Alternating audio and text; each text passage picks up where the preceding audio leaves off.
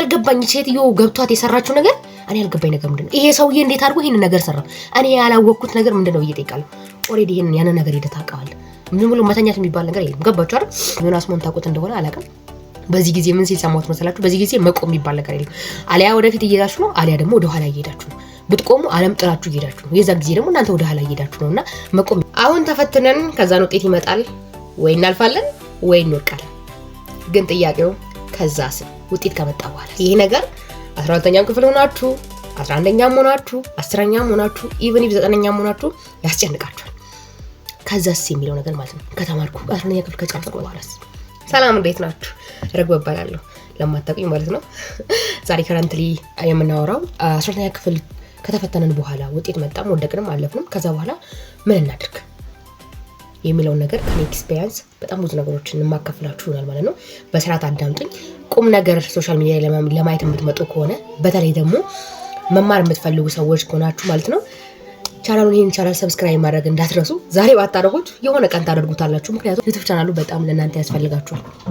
ተግባባን አይደለ? ብታረጉት ደግሞ ምንም አትጎዱ ነገር ስለሌለ ሰብስክራይብ ማድረግ እንዳትረሱ። ቅድም የምናወራው ማለት ነው 12ኛ ክፍል ከተፈተንን በኋላ ምን እናድርግ የሚለው ነገር ነው ማለት ነው።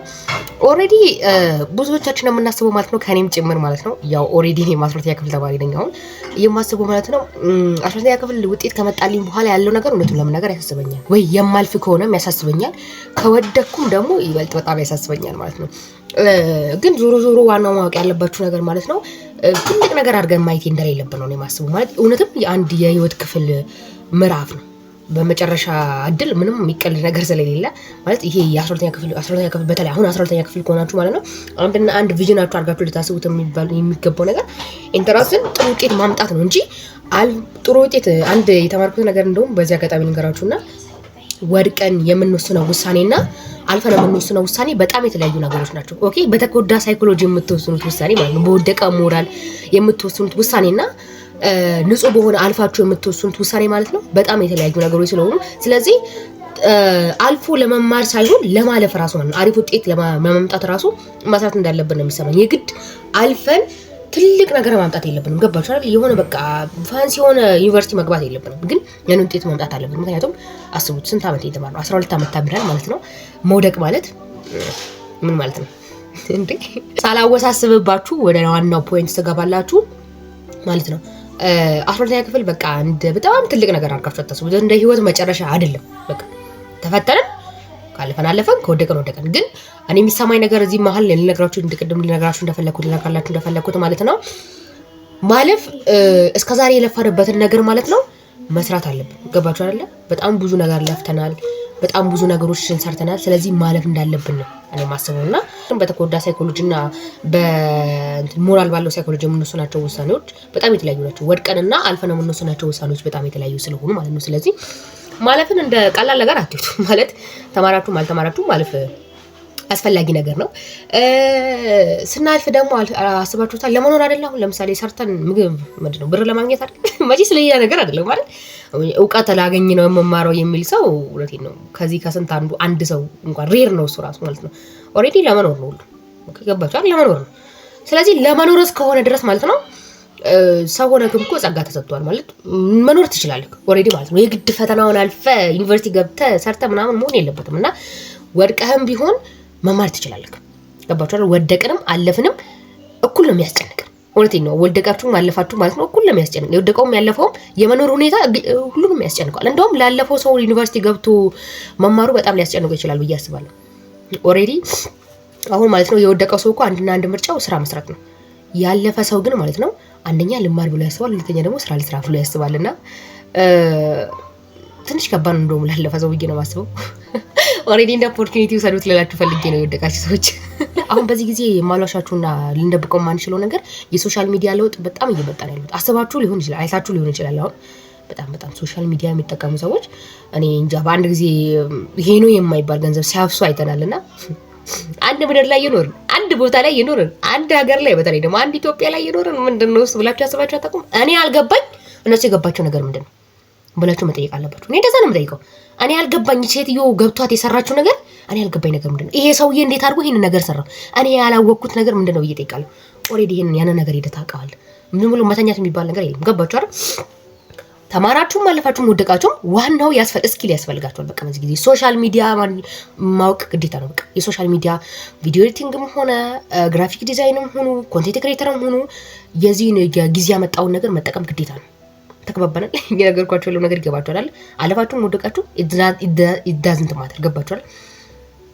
የተረዳችሁ ነው መሰለኝ። እና ሶሻል ሚዲያ በዚህ ጊዜ ካሁኑ ጀምራችሁ ነው ብታውቁ በጣም ደስ ይለኛል። በተለይ ሶሻል ሚዲያ እውቀት ሊኖራችሁ ይገባል።